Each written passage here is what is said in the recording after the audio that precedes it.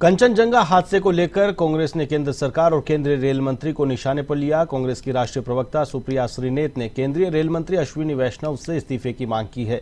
उन्होंने रेल मंत्रालय के प्रबंधन पर सवाल उठाते हुए कहा कि मंत्री रील बनाने में व्यस्त हैं और लोगों की सुरक्षा पर चर्चा करने के लिए उनके पास समय नहीं है। आइए सुनते हैं क्या कुछ कहा सुप्रिया श्रीनेत।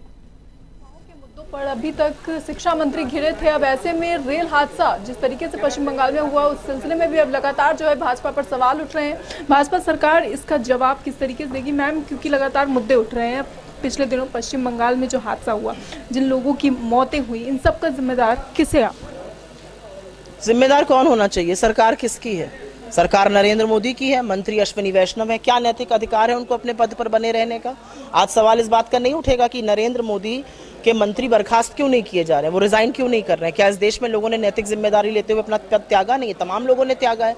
पिछले साल बालासोर का कांड हुआ, इसी महीने में हुआ, 300 लोगों की मौत हुई, अब फिर 15-20 लोग मरे हैं, 40 से ज्यादा घायल हुए हैं। क्या कर रही है सरकार? पूछना बनता नहीं है?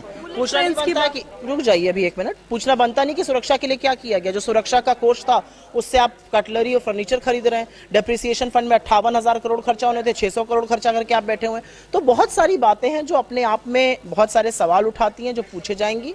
मेरा अपना मानना है कि जो व्यक्ति रेल से ज्यादा रील बनाने में यकीन रखता है, उसको अपने पद पर रहने की कोई नैतिक अधिकार नहीं है। बुलेट ट्रेन की बात होती है, कवच की बात होती है, लेकिन हादसे लगा झुंझुने हैं, ये सब झुंझुने हैं।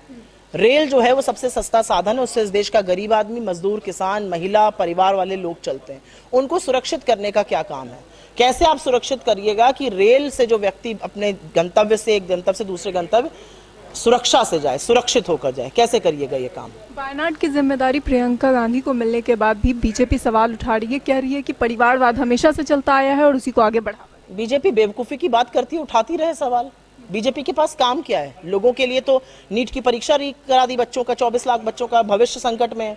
लोगों को मार रहे हैं ट्रेन हादसों में। काम क्या है इनके पास? बेवकूफी की बातें करने का काम है। 3,70,000 से की मार्जिन से जीते हैं राहुल जी वायनाड, 3,90,000 की मार्जिन से जीते हैं रायबरेली। ये परिवारवाद है या ये जनता का विश्वास है, उनकी मोहब्बत है? और इसका फैसला हम करेंगे ना कि कौन कहां से लड़ेगा, या आप करिएगा? आप अपना घर देखिए।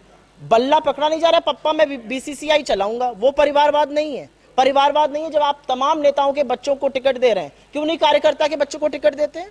असली बात यह है कि बीजेपी की सिट्टी पिट्टी गुम है। उनको पता है कि प्रियंका जी का सदन में रहना उनकी हवाइयां उड़ी हुई हैं और इसलिए इस तरह की बेसिर पैर की बातें कर रहे हैं। सुप्रीम कोर्ट द्वारा मैम जवाब मांगा जा रहा है, उसके बावजूद अब तक कोई जवाब बीजेपी द्वारा नीट एग्जाम देना चाहिए। जवाब आते ही क्लीन चिट दे दी थी कि पेपर लीक नहीं हुआ है, और अब पता चल रहा है कि 30-30, 32-32 लाख में पेपर लीक हुआ है। तो धर्मेंद्र प्रधान को भी रिजाइन करना चाहिए। आपको पता ही नहीं है कि आपके महकमे में हो क्या रहा है।